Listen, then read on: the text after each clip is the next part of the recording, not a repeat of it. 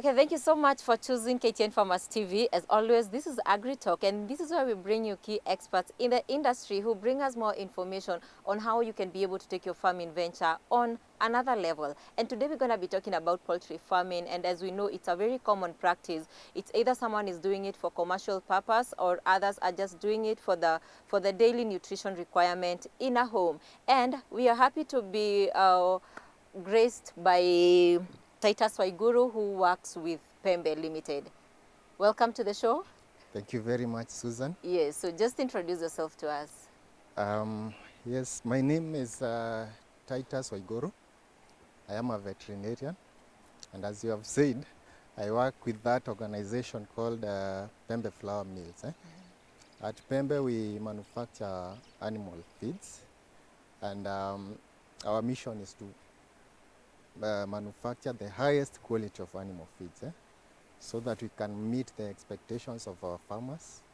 And the expectation of our farmers is to have a very good quality feeds that will enable them to get more production and ultimately increase on their profitability in their dairy farming.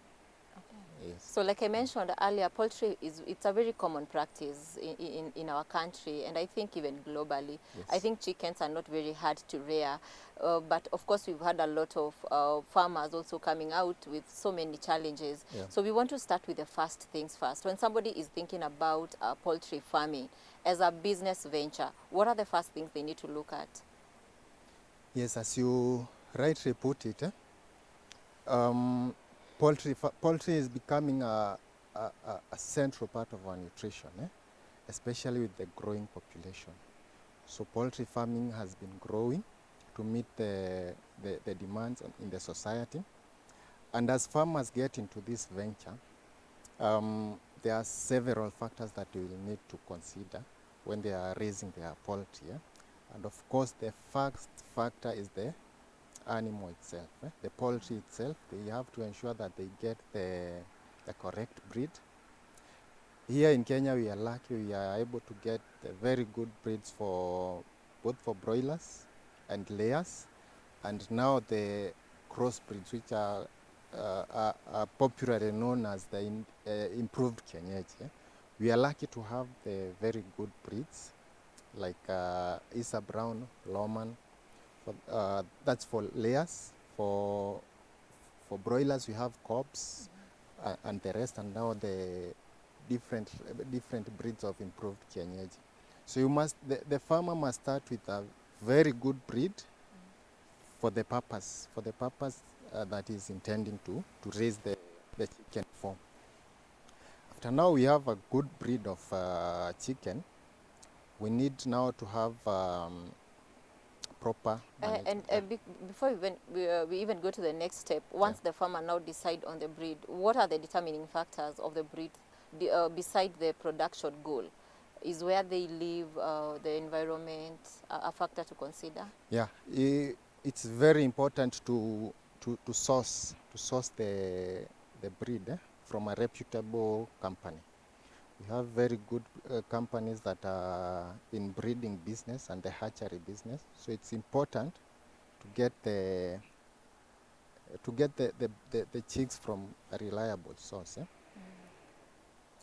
What I mean about that is that apart from now the genetic makeup of the birds, it is very important where the parent stock are, the management of the parent stock, so that you are getting a good breed of chicken, healthy chicken, because sometimes it's possible to get diseases coming with the chicks at day old. So it's important to get chicks from a reputable company that will give you clean chicks, so that you are starting on a clean slate, and then the management can be easier later.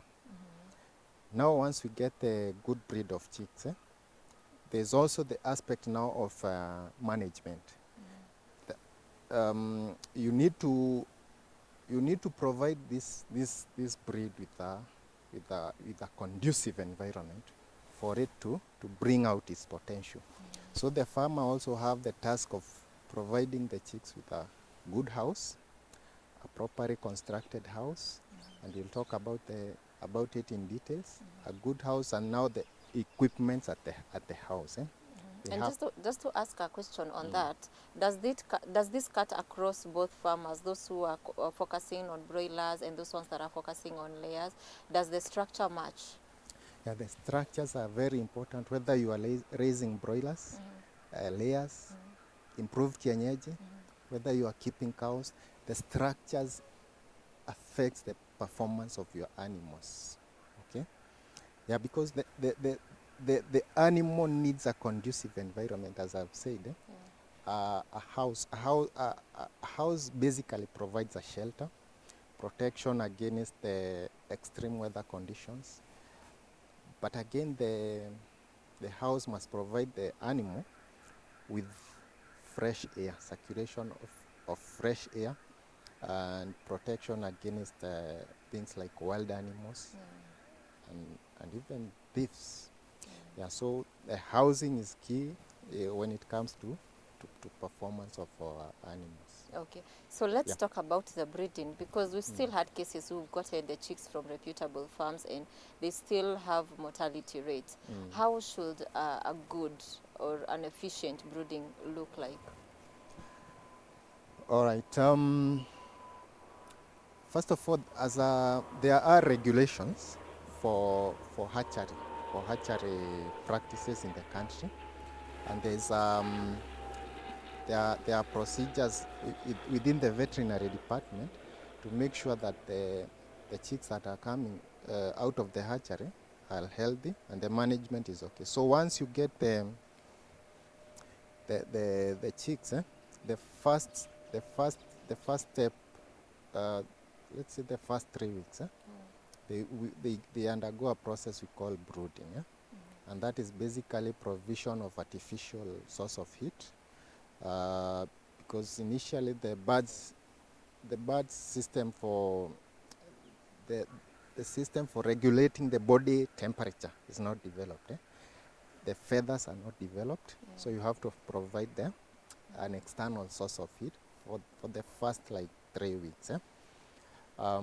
It is also very important to make sure that the house is ready for about 6 to 12 hours before the chicks arrive, so that once they arrive, the house will be warm, and they will not the temperature will be warm, and also the floor will be warm, and they will be comfortable.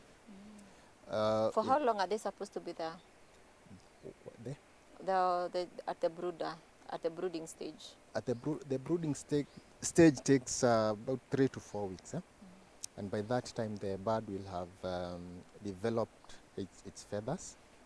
It will be able to regulate its own body temperature, and most of the system basically will have developed.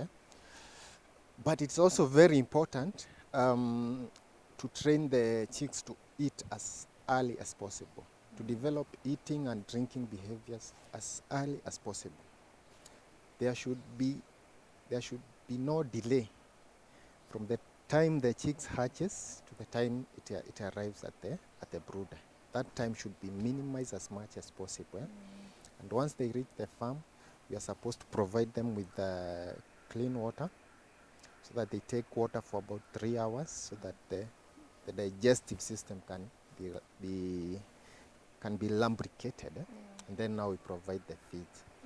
You have to provide the feed in suitable containers, and at that age we put the feed on what we call the paper trays, all the leader feeds, so that the birds can see, we are training them to eat, Yes. so the birds can see the feed on their face, and these paper trays are supposed to cover at least half of the floor space, so that the chicks the feed is directly on their face, to stimulate that early behavior of eating.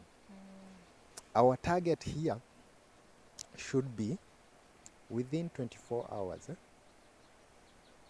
All our chicks should have eaten at least some feed and learned how to drink. And this And this is a very important factor because it affects their general health, their weight gain, and the overall performance. Research has been done, and this is the most crucial stage.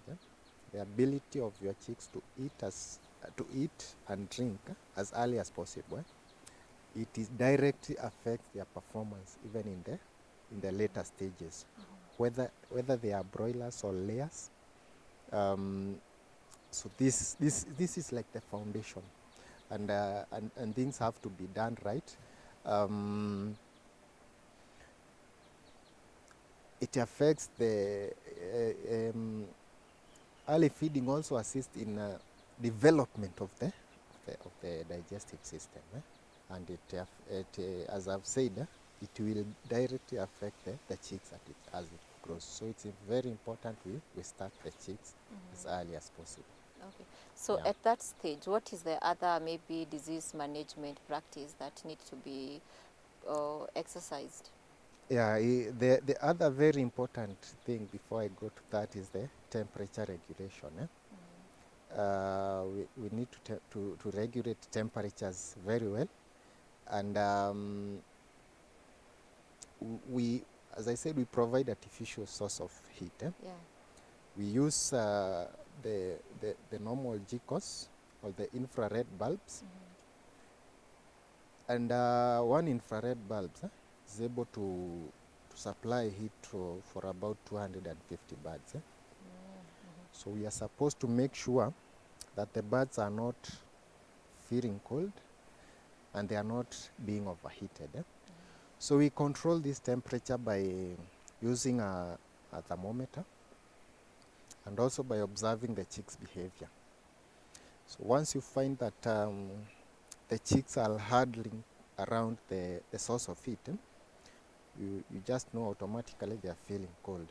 And once you see them running away towards the ends, edges, you know that the heat is too much. So you reduce the heat, or you raise the bulbs a bit on the higher side.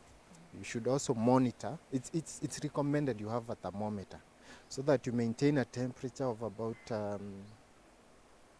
33 degrees the first week, and then gradually you reduce the heat as the chicks grow. We also have something we call the brooder guard, which is basically a cardboard that should be round, curved, to make sure that we are avoiding the corners. The corners, when you have corners, there's a possibility of chicks crowding at the corners and then suffocating to death. So you avoid that by just placing a cardboard that is round in shape. It's also very important we have wood shavings on the floor, and the main purpose of that is to make sure the